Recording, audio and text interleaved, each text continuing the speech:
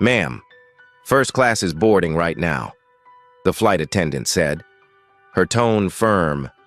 Her hand held out as if to stop the woman in front of her. Evelyn Harris looked her straight in the eye. I know, she said calmly. This is my boarding group. The attendant didn't move. Her eyes scanned Evelyn, her pressed navy pantsuit. Her natural gray hair pulled into a tight bun. Her carry-on luggage tucked neatly at her side.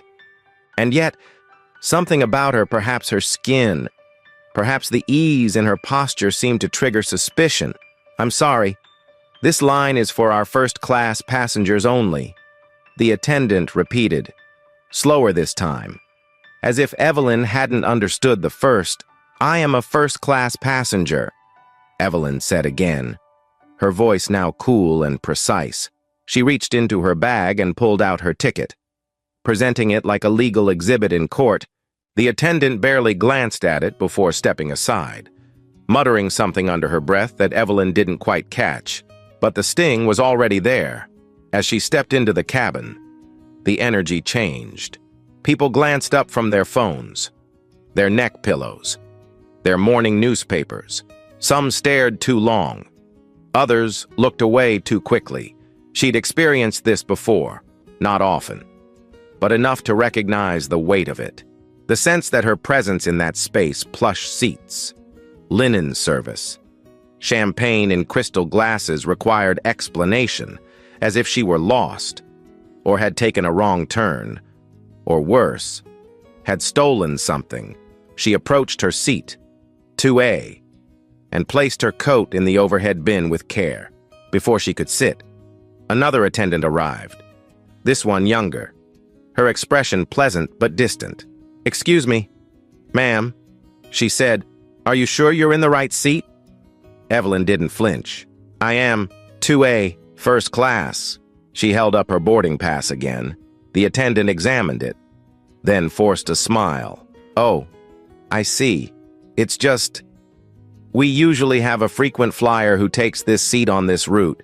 Evelyn raised an eyebrow. And it's just that Mrs. Weatherford usually sits here, the woman said. Glancing down the aisle, Evelyn turned to see a white woman in her early 70s, impeccably dressed, lips tight, eyes narrowed. She was standing 2 rows away, arms crossed, looking at Evelyn as if she were a stain that had somehow made its way onto fine linen. I always sit there, the woman said to no one in particular, but loudly enough for everyone nearby to hear. It's practically mine. Evelyn sat down, adjusted her blazer, and crossed her legs. Not today. What happened next unfolded with the slow-motion clarity of a nightmare. The younger attendant returned 5 minutes later, this time accompanied by a male flight supervisor. His tone all forced civility and practiced condescension. Ma'am, he said with a tight smile, we're hoping to resolve a little seating issue. Mrs. Weatherford is one of our longtime passengers, and she's used to sitting in 2A. Would you mind switching to 4C? It's still first class. Evelyn looked him in the eye. I paid for 2A. I selected 2A. I arrived early and boarded properly. Why should I move? He hesitated. It's just a courtesy we extend to loyal flyers. I'm a loyal flyer too, she said. And frankly, what you're doing right now doesn't feel like courtesy. It feels like something else entirely. He glanced at his colleague, clearly uncomfortable. Ma'am, I'm not trying to make this into an issue. It already is one, she said.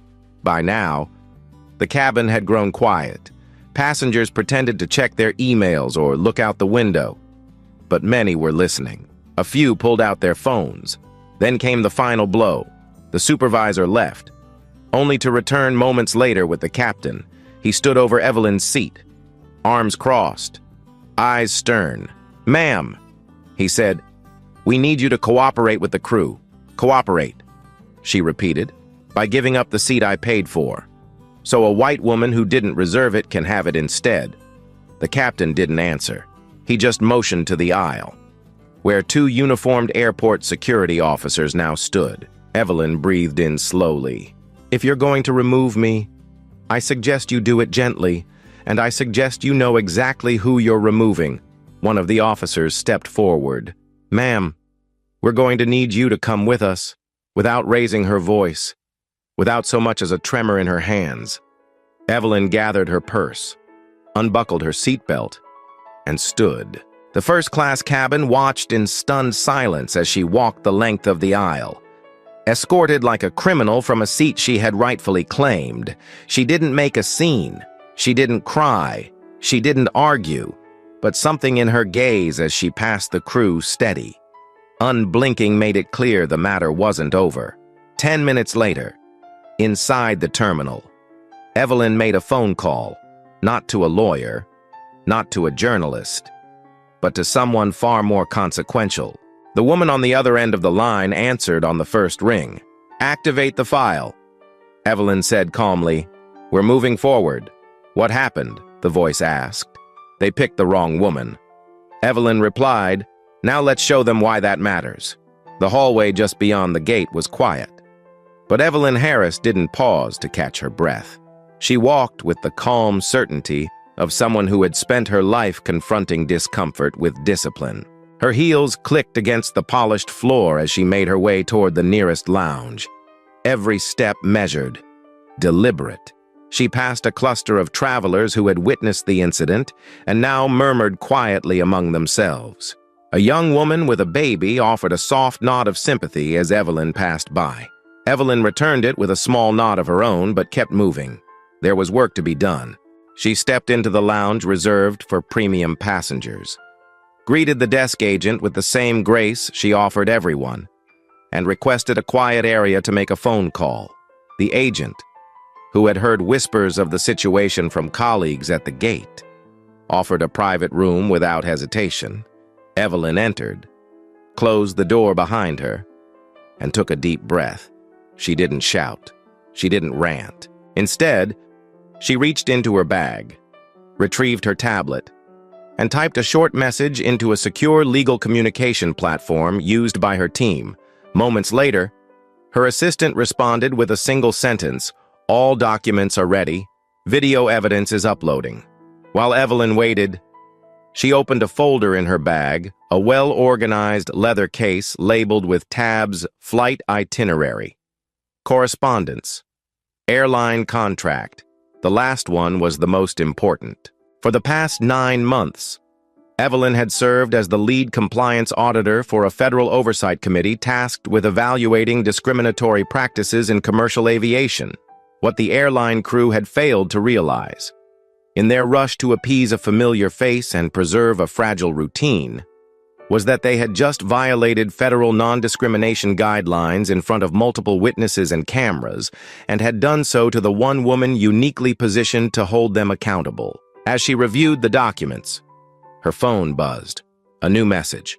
Attached was a video, just under 4 minutes long, recorded by a passenger seated across the aisle. Evelyn watched it once in full, then again, noting every word exchanged, every shift in tone. The recording captured the moment the flight attendant challenged her seat assignment, the interaction with the supervisor, and the arrival of security. The audio was clear, unmistakable. Most damning of all was the offhand comment from the white passenger as Evelyn was escorted away. Well, at least now things can get back to normal. Another buzz, another video. This time from a teenager seated several rows behind. His father had filmed from the moment Evelyn stood her ground until the moment the captain signaled security.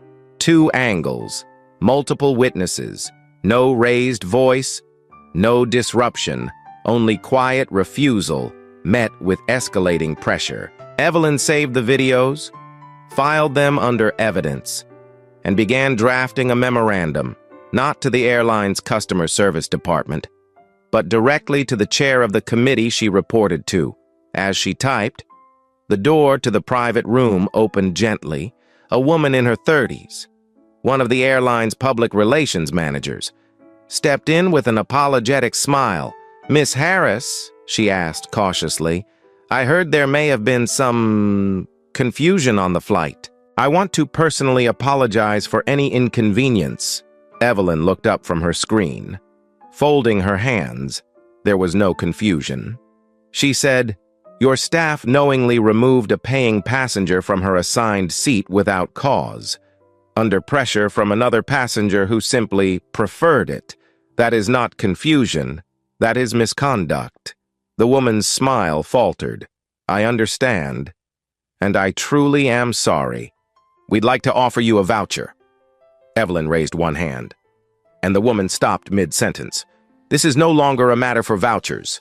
Please inform your legal department that they'll be hearing from my office before close of business today. I suggest they make themselves available." The PR representative stood frozen, unsure whether to apologize again or retreat. Evelyn returned to her work without dismissing her directly. The woman got the message and quietly stepped outside the lounge. The story had already begun to spread. A clip had made its way onto a regional news blog. The headline was simple: "Retired judge removed from flight over seat dispute," within hours. The clip had been shared thousands of times, with comments pouring in from viewers who recognized Evelyn's face from past court coverage or her years of advocacy work. Some recalled her rulings from landmark civil rights cases.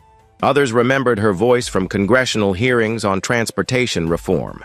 In one frame of the video, Evelyn could be seen standing beside seat 2A, calmly holding her boarding pass, while the flight attendant gestured toward the rear of the cabin. In another, the security officers flanked her as she walked down the aisle. The contrast between her composed posture and the tension etched into the faces of the crew painted a clear picture, one the airline couldn't easily explain away. By the end of the afternoon, Evelyn had filed her initial report, submitted the evidence to the oversight board, and received a response confirming that a formal investigation would begin immediately. She wasn't interested in public revenge. She wasn't seeking headlines or apologies. What mattered was accountability, measurable, enforceable, and lasting. She closed her tablet, folded her coat neatly across her arm, and left the lounge without looking back. She had already made her decision. This wasn't about a seat. It was about a culture, and that culture, as far as she was concerned, was about to change. Long before Evelyn Harris ever boarded a first-class cabin, she learned how the world measured worth. Born in Montgomery, Alabama, in the spring of 1955, she was raised by a schoolteacher mother and a father who worked nights as a janitor at the local courthouse. Her childhood was framed by the quiet strength of two people who understood dignity not as something granted, but something carried, especially when no one else offered it. As a girl, she watched her mother stitch lesson plans by lamplight and her father come home bone-tired but clean-shaven, his work boots placed carefully by the door. Her parents never complained. They simply taught her, through action more than words, that fairness was a fight worth having even if you never lived to see it won. At 9, she walked her first picket line. At 10, she was spat on outside a grocery store for daring to drink from the wrong fountain. But it was at 14, watching her older brother wrongfully sentenced for a petty theft he didn't commit, that Evelyn made a quiet vow: she would become a lawyer. She would learn the language they used to take away power and use it to give that power back. She put herself through college with scholarships, night shifts, and long commutes. Law school was no easier. But she graduated near the top of her class and earned a clerkship with a federal judge who would become both mentor and ally. Within a decade, she had argued cases before circuit courts across the South, most involving employment discrimination, unlawful arrest, or housing injustice. Her record spoke for itself. So did her silence in the face of the countless slights she endured, being mistaken for the court reporter, being asked whose assistant she was, being called young lady long after she'd earned the title Your Honor. But Evelyn never let those moments harden her. She took the long view. She believed in systems, and more than that, in people's ability to rise when held accountable. Her whole career had been built not on punishing others, but on insisting that rules be applied equally, no matter who sat in the room, which is why, On that flight, she hadn't shouted or threatened. She didn't need to.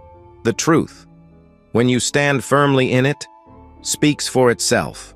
The call came not from a secretary, but from the airline's legal department directly. By late afternoon, word of the incident had moved well beyond the walls of the airport. A video showing Evelyn Harris being escorted off the plane had crossed 2 million views on social media. It had been shared by journalists, civil rights organizations, and a former state senator who wrote simply, "They picked the wrong woman." But it wasn't the online attention that alarmed the airline's leadership. It was what followed a formal notice of review issued from the U.S. Department of Transportation's Office of Civil Rights, citing the involvement of a federal compliance officer and requesting all footage, logs, and communications from Flight 1763 within 24 hours. Inside the airline's corporate headquarters, tension gathered like storm clouds. On the 14th floor, the executive boardroom was filled with senior staff legal counsel, public relations, operations, investor relations, all scrambling to contain what had begun as a minor customer service dispute and had now erupted into a national story with federal oversight. The CEO, Richard Langston, a man known more for charm than crisis management, stood silent as the video played on the large wall monitor for the third time. The camera caught everything: the polite tone of Evelyn's voice, the rigidity of the crew's posture, the unmistakable discomfort in the cabin as passengers watched in stunned silence. There were no raised voices, no threats, no erratic behavior from the passenger in seat 2A, just calm refusal met with institutional discomfort. Langston turned to his legal advisor. "Has anyone contacted the passenger directly? We tried," she said. "She declined to speak and referred us to her office." "Her office," he repeated. "She's not just a private citizen. Her name is Evelyn Harris, former federal judge, civil rights attorney, and more recently, one of the lead independent auditors assigned to oversee our equity and access compliance filings with the DOT."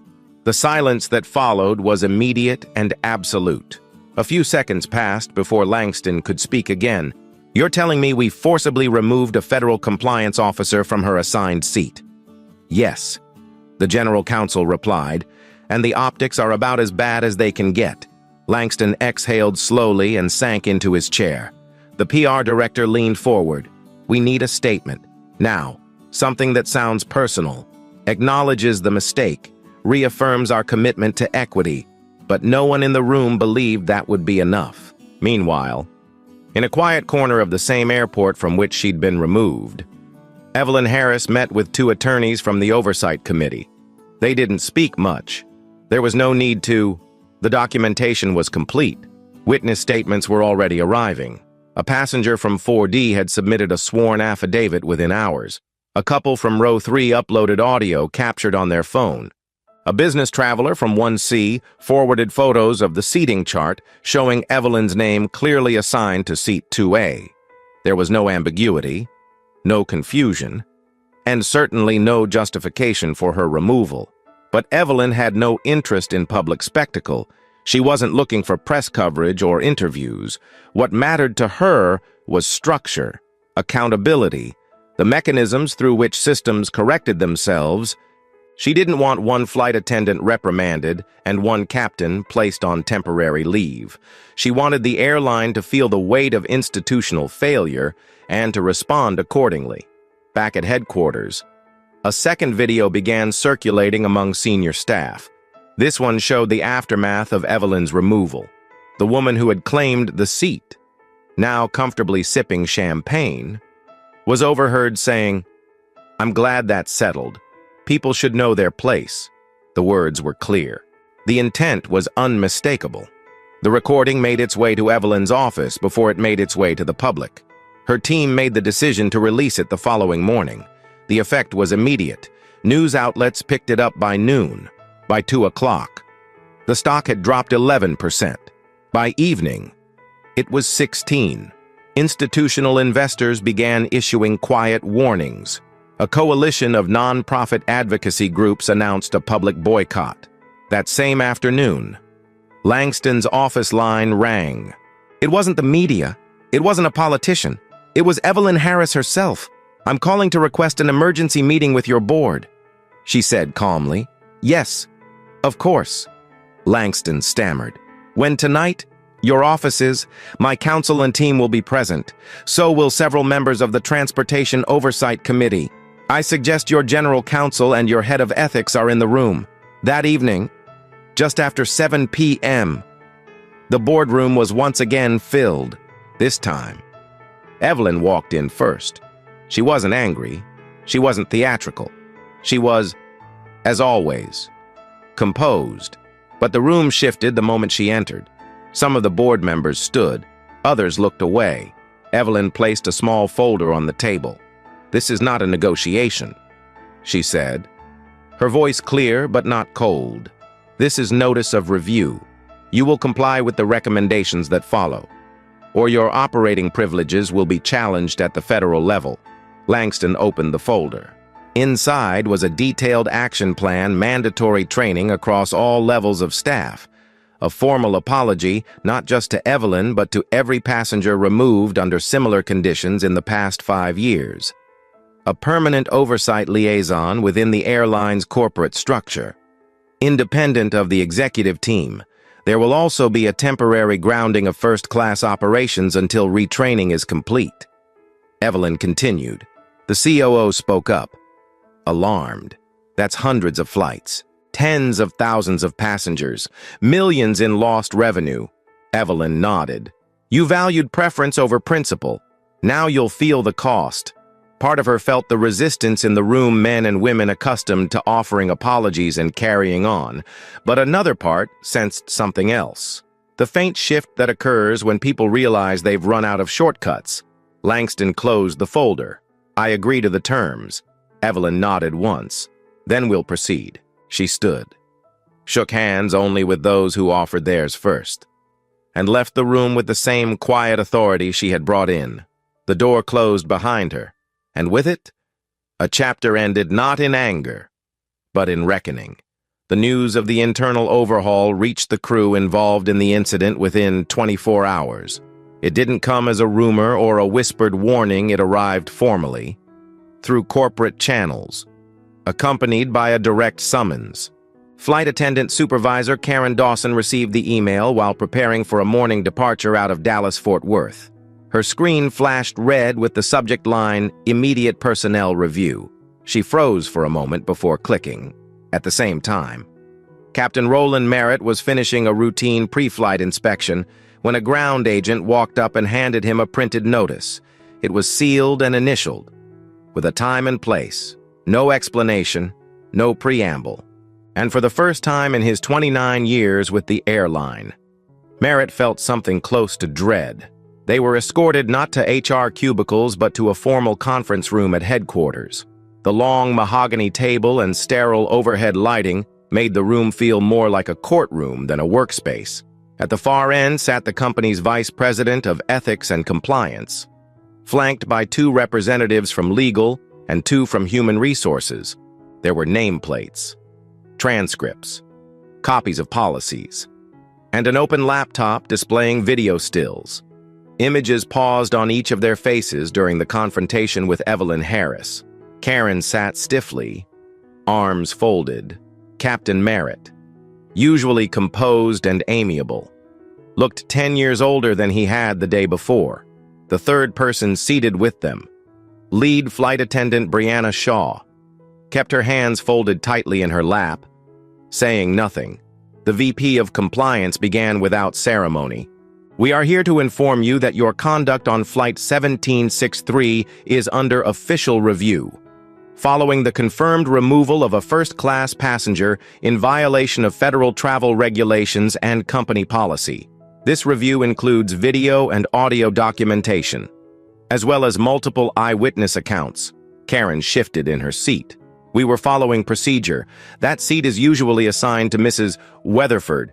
She's one of our top-tier clients. I was trying to prevent a confrontation. You created one." The VP replied calmly, "Not by enforcing safety regulations, but by enabling bias." The passenger you removed held a confirmed ticket, valid ID, and met every condition for that seat. You prioritized personal preference over policy, and in doing so, you violated not only this airline's standards, but federal law. Captain Merritt cleared his throat. I relied on my crew's judgment. I didn't see the initial incident. I was told there was a disruption, and you did not verify.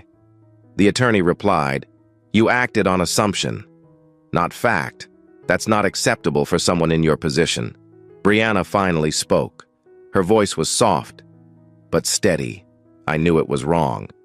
She said, when I saw her boarding pass, I knew, but I didn't say anything. I didn't stop it, and I regret that more than anything. The room fell silent for a moment. Then the HR officer spoke. Effective immediately. You are being placed on administrative leave pending final termination procedures. You will receive written notice within 72 hours. Your access credentials have already been deactivated. Security will escort you to collect your belongings. Karen's eyes widened. Terminated.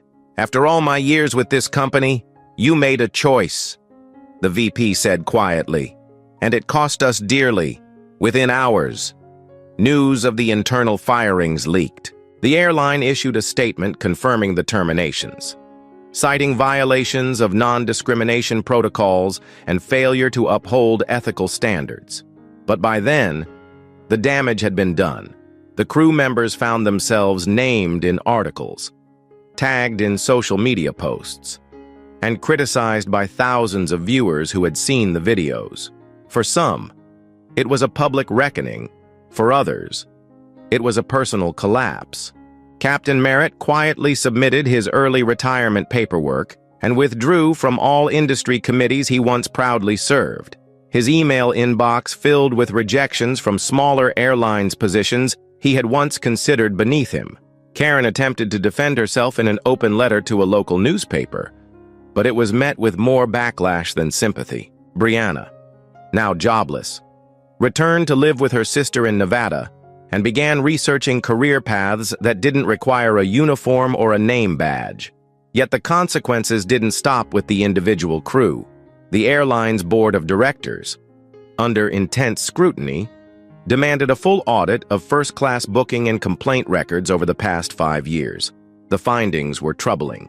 There were repeated patterns, passengers of color being reassigned, questioned, or removed from premium seats more frequently than others. In some cases, those changes had been documented as preference adjustments or conflict avoidance. The terms had seemed innocuous at the time. Now they read like codes for quiet discrimination. The board mandated sweeping reforms.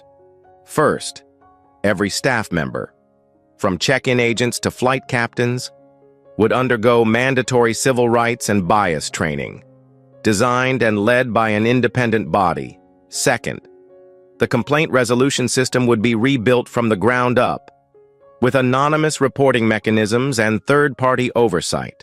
Third, a restitution program was introduced for passengers who had previously filed discrimination complaints, including travel credits, formal apologies, and in some cases, direct compensation. More than 6,000 employees were scheduled to attend mandatory training sessions over the next 90 days. Evelyn Harris, though not involved in their design, was present for the launch of the program. She stood at the back of the auditorium, hands clasped lightly in front of her, and listened as the CEO addressed the staff. This isn't about protecting the company's image. He said, it's about restoring the company's soul. The message was clear: there would be no return to business as usual. Not for the employees who had crossed lines, and not for the passengers whose faith had been broken. Still, there were moments of grace. In one training session, a young gate agent stood up and shared her own story of being told to watch her tone when advocating for a black family whose seats had been switched without explanation. She spoke with courage. And in the room, she wasn't alone. The firings were necessary. The reforms were overdue. But the deeper change, the cultural shift that Evelyn had hoped for, had only just begun. And while the airline's public statements would carry the official tone of apology, the true measure would be what happened next, when no one was filming, when no stories were trending, and when the quiet moments tested whether dignity would prevail over convenience. Change didn't come easily. It rarely does in systems that have operated for decades on quiet assumptions and unspoken rules. But under pressure, the airline began to shift not in surface-level gestures or temporary policy changes, but in meaningful, structural ways that altered how it saw itself and how it treated others. A comprehensive retraining program was launched, not just for public relations or compliance, but because something deeper had been exposed, something that required more than apologies to repair.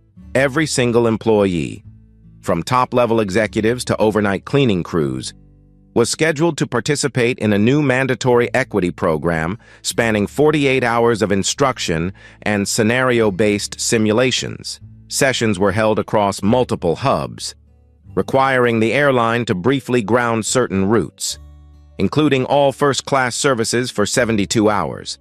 That decision alone cost the company millions in lost revenue and penalties, but it was not optional. It was the price of rebuilding public trust. The program itself was rigorous and often uncomfortable. Employees were shown footage not just of Evelyn Harris's removal, but of other documented incidents involving subtle or overt bias over the years. They were asked to sit with those images, to identify the moment where protocol had been replaced by prejudice, and to reflect on what they would have done differently. The goal wasn't to shame, it was to reckon.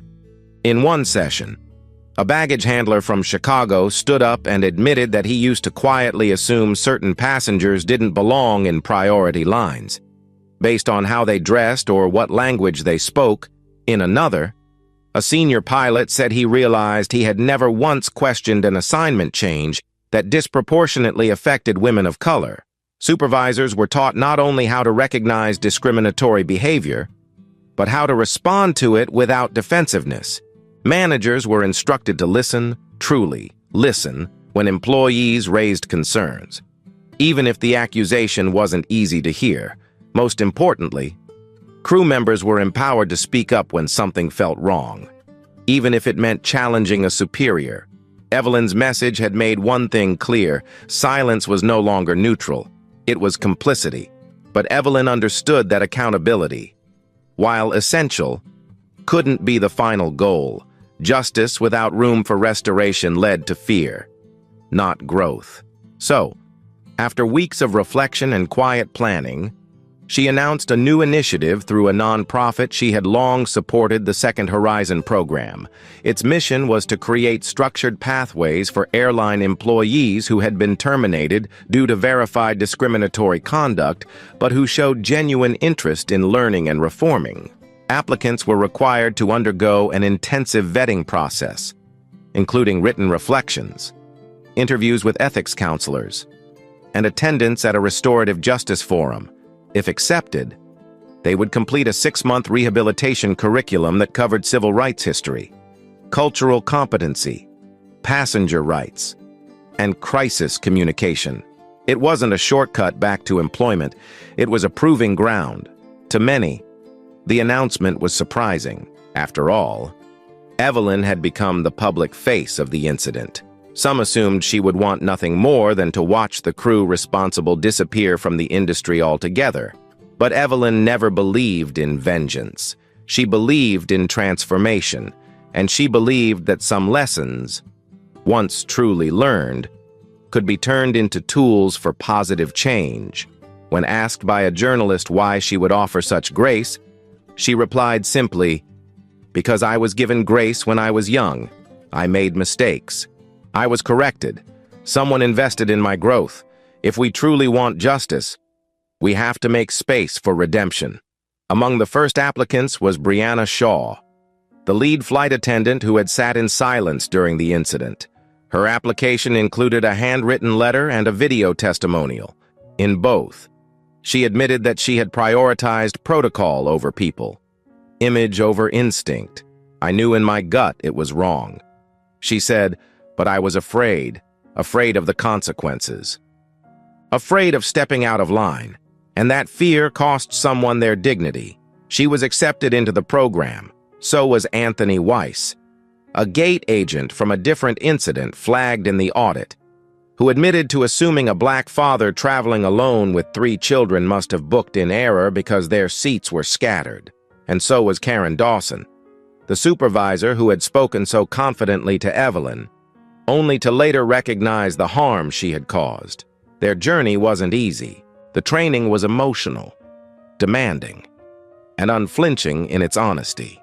But slowly, they began to shift, not just their words, but their outlook. They were encouraged to visit community centers, to attend listening sessions with passengers who had experienced bias, and to stand in spaces where they were not the center, but the listener. They learned humility the hard way, and they carried it forward. At the conclusion of the program, each graduate was given a certificate of completion and a letter of endorsement. It didn't erase what had happened. It didn't guarantee re-employment, but it gave them something rare, a second chance earned, not handed. For Evelyn, it wasn't just about healing the wound inflicted on her personally. It was about shifting the culture of an industry one seat, one voice, one action at a time. 6 months after Evelyn Harris was escorted off Flight 1763, the airline she once quietly boarded had become almost unrecognizable, not because of branding or slogans, but because of behavior. Gate agents who once rushed passengers through without eye contact now paused to greet travelers by name. Flight attendants who might have overlooked discomfort now paid attention. The change wasn't perfect, but it was visible. More importantly, it was felt.